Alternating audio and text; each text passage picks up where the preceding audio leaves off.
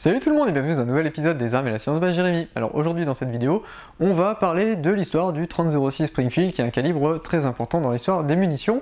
Tout simplement la vidéo sur le 222 Remington a été super bien reçue et donc du coup je me permets de continuer sur le 30-06. Beaucoup de calibres ont été soumis dans les commentaires. J'ai pas forcément écouté les commentaires pour l'instant tout simplement pour essayer de faire une suite logique sur les munitions, tout simplement parce que les munitions ont toujours quasiment un pair, comme on pourrait le dire, ont une munition dont elles découlent et elles vont créer d'autres munitions, d'autres calibres. Et donc du coup je voudrais avoir un truc un petit peu logique pour vous aider à comprendre l'évolution du design de pas mal de munitions. On s'intéresse au 30-06 aujourd'hui, vous inquiétez pas, les vidéos que je vous ai promis dans le sondage vont venir, simplement la météo est complètement pourrie en ce moment, ça va être assez difficile de filmer ce genre de vidéo en ce moment, ça viendra, vous inquiétez pas. Alors on commence par la dénomination, le 30-06 Springfield. Bon, le 30-06 Springfield, c'est donc 30 son calibre, c'est un calibre 30, comme le 308 et le 308 Mag, les deux premiers chiffres correspondent au calibre. 06 pour son année de création, c'est un calibre qui a été créé en 1906, et Springfield parce que ça vient du fabricant Springfield.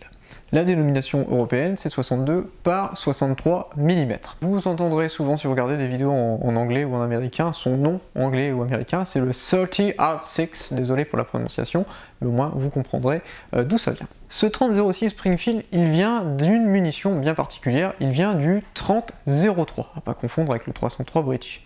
Le 30-03, c'est un calibre 30 qui a été créé en 1903, donc 3 ans avant le Springfield, avant le calibre 30-06.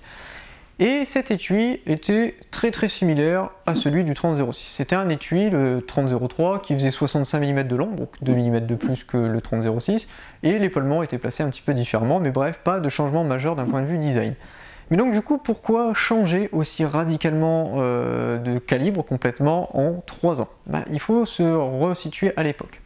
A l'époque, tout simplement, il y a eu un gros bouleversement d'un point de vue ogive, projectile utilisé. Les Américains étaient restés avec le 30-03 sur des projectiles à bourron, très lourds, très lents. C'était des projectiles de 220 grains, lancés à 700 mètres par seconde.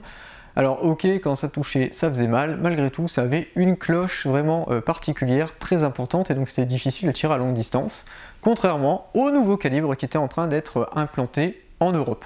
En Europe, on a eu un changement drastique, on est parti sur des projectiles plus légers, avec des designs plus aérodynamiques pour les lancer plus rapidement, et donc du coup être plus performants à courte et longue distance. Pendant cette époque, il y a eu la création du 8 mm Lebel, du 303 British, du 7,62-54, du 7,5-55, bref, il y a eu une chier de calibres qui est arrivée en Europe. Et là, les Américains, ils ont commencé à paniquer en disant « Mon Dieu, mon Dieu, mon Dieu, on est complètement à la ramasse, notre munition, malgré qu'elle soit toute nouvelle, elle est déjà complètement surpassée par les munitions européennes, mais on a déjà chambré 75 000 Springfield 1903 dans ce calibre. Comment on va s'en sortir sans que ça nous coûte un bras et un rein ?» La technique a été la suivante. Ça a été de redesigner de partir du 30-03 en faisant des changements mineurs pour l'adapter sur des projectiles plus modernes. Alors c'est là où mon schéma va être assez sympathique.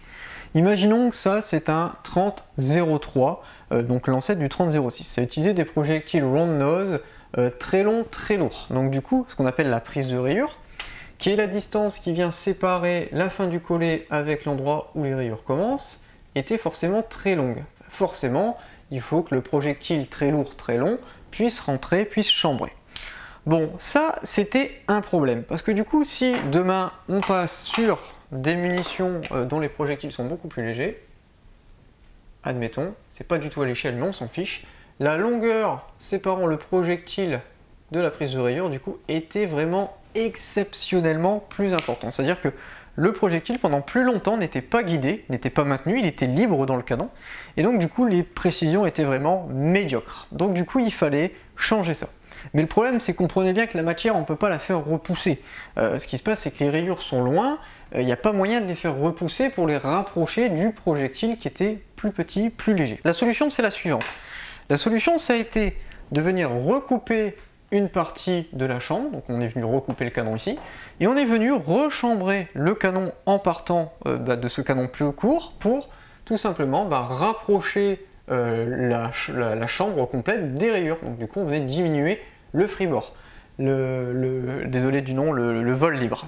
Donc du coup, ce qui se passe, c'est que on a du coup démonté ces 75 000 Springfield 1903, chambrés en 30-03, on leur a coupé un bout du canon, on les a rechambrés, et on est venu les remonter sur les Springfield 1903, qu'on connaît aujourd'hui comme le Springfield 1903 en 30-06, mais à l'origine, les 75 000 premiers n'étaient pas dans ce calibre-là. Donc c'était la solution américaine pour upgrader, pour passer sur un calibre plus moderne dans l'air du temps, sans que ça leur coûte des millions et des millions. Donc ça, c'est tout simplement l'histoire du 30-06. D'où il vient? Il vient d'une solution à pas cher pour éviter de foutre 75 000 flingues à la poubelle. Le 30-03, comme le 30-06, c'était des étuis qu'on appelle aujourd'hui à gorge. C'est quoi un étui à gorge? C'est un étui où est-ce qu'on a la griffe d'extraction qui vient rentrer dans l'étui ici pour venir sortir la munition. Ce design-là est vraiment totalement en opposition avec ce qu'on pouvait faire avant. Donc il y a 15 ans avant la création de ce calibre-là, on utilisait généralement des munitions qu'on va appeler du coup des munitions à bourrelet. Les Américains appellent ça RIMD, R-I-2-M-E-D. C'était des designs similaires à ça. Ce qui se passe, c'est que du coup on a une protubérance en bas de l'étui qui permet à la griffe d'extraction de venir sortir l'étui.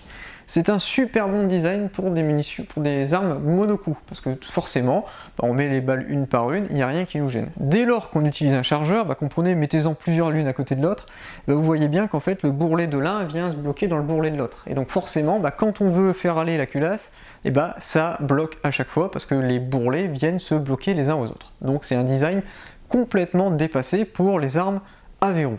C'est pour ça qu'aujourd'hui, on a encore des étuis, on utilise encore des munitions comme ça.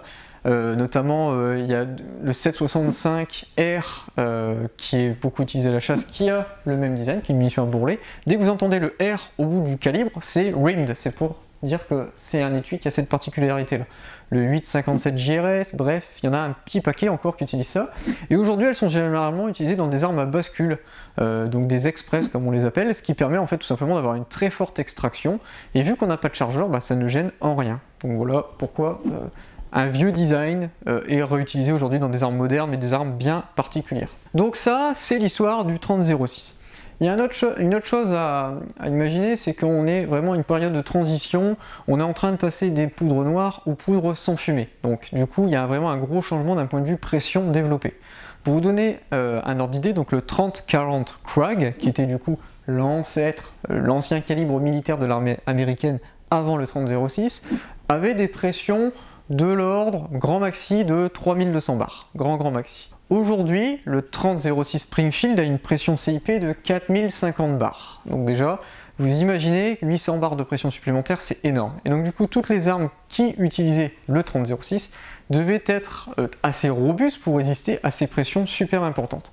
Et c'est pour ça que le Springfield 1903 à l'époque a réutilisé le système, enfin c'est fortement inspiré du système Mauser. Il y a eu toute une histoire entre du coup les Allemands et les Américains pour comment on va appeler ça, allez, ce niquage de brevet, hein, on utilise ton brevet mais on te la met, c'est comme ça que le 30-06 s'est imposé comme aujourd'hui, encore 120 ans après presque, un calibre ultra développé. C'est un calibre qui est très polyvalent. Aujourd'hui, c'est le calibre et de loin le plus utilisé à la chasse, mais dans le monde militaire, il est tombé un petit peu dans l'oubli. Le 30-06, il a été utilisé dans plein d'armes iconiques. C'est surtout pour ça qu'on le connaît. Donc à savoir le Springfield 1903, il y a une collaboration avec Lee Enfield, il y a eu le M1 Garand, il y a eu le Bar, il y a eu la FN Herschel qui a chambré des armes là-dedans. Bref, il y a vraiment eu un gros passé militaire sur le 30-06 jusque dans les années 50. Bon, après il a été un tout petit peu utilisé dans les années 70 au Vietnam, mais c'est dans les années 50 où est-ce qu'il a été sur la sellette, il a été remplacé par le 308, tout simplement parce que le 308 était capable de dupliquer à peu de choses à dire les performances du 30-06 dans un format plus compact, donc le fantassin moderne était capable de transporter plus de munitions, il avait plus de puissance de feu, bref, tout le monde y gagnait, et c'est comme ça que le 30-06 est tombé un petit peu dans l'oubli. Il est tombé dans l'oubli d'un point de vue militaire, mais surtout pas d'un point de vue chasse, puisque c'est de loin le calibre le plus utilisé à la chasse en Europe, encore en 2020, donc 120 ans après sa création, il est toujours utilisé de manière super importante à la chasse. Voilà grosso modo ce qu'il y a à savoir sur le 30-06. Bon, il y a d'autres petits détails, si jamais vous voulez plus d'infos, n'hésitez pas, parlez-moi en commentaire, j'essaierai de vous apporter ces informations supplémentaires. Je vous remercie et je vous dis à bientôt dans un prochain épisode des Armes et la Science by Jérémy. Ciao!